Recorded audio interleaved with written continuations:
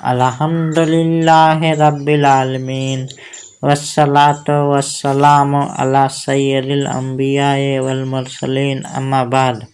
محترم حضرات، آج کے اس بیان کا موضوع ہے ابو طالب اور کافر کی استعانت، یعنی کیا اسلام میں کسی غیر مسلم یا کافر کی مدد لینا جائز ہے، اور حضرت ابو طالب کا رسول اللہ صلی اللہ علیہ وسلم کی حمایت کرنا کس قسم کی استعانت تھی۔ سب سے پہلے یہ بات سمجھ لیجئے کہ اسلام انصاف اور حکمت کا دین ہے۔ اسلام نے ہر غیر مسلم کو ایک ہی نظر سے نہیں دیکھا۔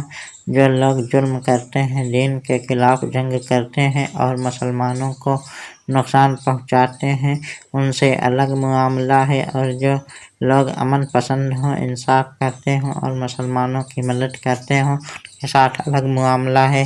قرآن کریم میں اللہ تعالیٰ فرماتا ہے، اللہ تمہیں ان لوگوں کے ساتھ نیکی اور انصاف کرنے سے نہیں روکتا جو تم سے دین کے معاملے میں جنگ نہیں کرتے اور تمہیں تمہارے گھروں سے نہیں نکالتے۔ اس آیت سے معلوم ہوا کہ غیر مسلم اگر امن پسند ہوں اور جرم کا ساتھی نہ ہوں تو اس کے ساتھ حسن سلوک اور ضرورت کے وقت تعاون ممکن ہے۔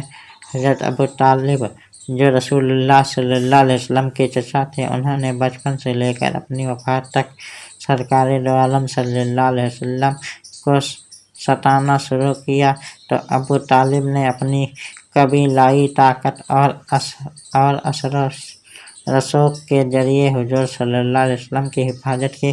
انہوں نے قریش کے سرداروں میں نبی کریم صلی اللہ علیہ وسلم کے ساتھ کھڑے رہے۔ محترم حضرات، یہاں ایک اہم سوال پیدا ہوتا ہے کہ اگر کوئی غیر مسلم مسلمانوں کی مدد کرے تو کیا اس کی مدد قبول کی جا سکتی ہے؟ اس سلسلے میں فقہا اور محدثین نے بیان کیا ہے کہ اگر اس مدد میں اسلام یا مسلمانوں کو کوئی نقصان نہ ہو اور اس سے دین کی مصلحت پوری ہوتی ہو تو اس مدد کو قبول کرنا جائز ہے۔ رسول اللہ صلی اللہ علیہ وسلم نے بھی مختلف موقعوں پر غیر مسلم افراد سے کچھ دنیاوی معاملات میں مدد حاصل فرمائی۔ ہجرت مدینہ کے وقت حضور صلی اللہ علیہ وسلم نے عبداللہ بن اوریکت کو رہنما بنایا تھا۔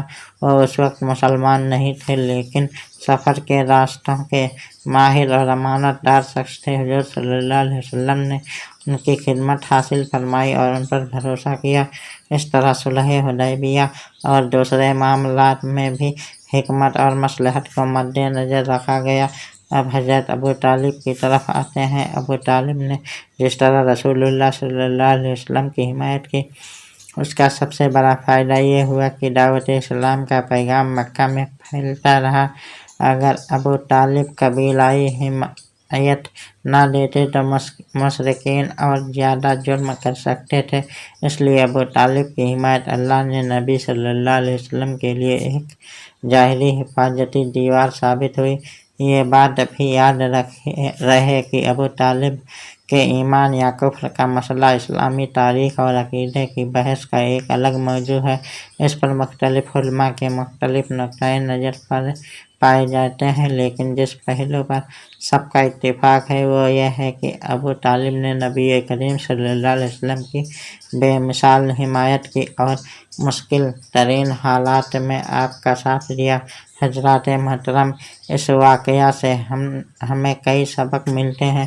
پہلا سبق یہ ہے کہ حق کی حمایت کرنے والا ہر شخص قدر کے لائق ہوتا ہے۔ دوسرا سبق یہ ہے کہ مسلمانوں کی حکمت کے ساتھ معاملہ کرنا چاہیے۔ اگر کسی غیر مسلم کی مدد سے کوئی جائز اور شرعی مقصد پورا ہوتا ہو تو اس پر غور کیا جا سکتا ہے۔ تیسرا سبق یہ ہے کہ انصاف اسلام کی بنیادی تعلیم ہے۔ کسی شخص کا فیصلہ اس کے عمل اور کی بنیاد پر کیا جاتا ہے۔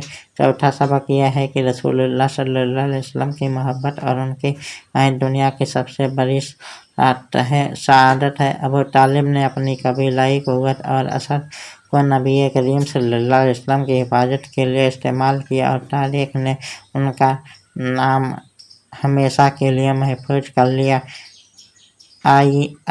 آئیے جب آئیے جب ہم اس موضوع پر غور کرتے ہیں تو ہمیں سمجھنا چاہیے کہ اسلام نہ تو بے جا سختی سکھاتا ہے اور نہ ہی بے جا نرمی۔ اسلام ہر معاملے میں عدل، حکمت اور مصلحت کا درس دیتا ہے۔ اللہ تعالی ہمیں دین کی صحیح سمجھ عطا فرمائے، حق کو حق سمجھ کر اس پر عمل کرنے کی توفیق دے اور حضور نبی کریم صلی اللہ علیہ وسلم کی سچی محبت اور اتباع نصیب فرمائے۔ وآخر دعوانا ان الحمد للہ رب العالمین۔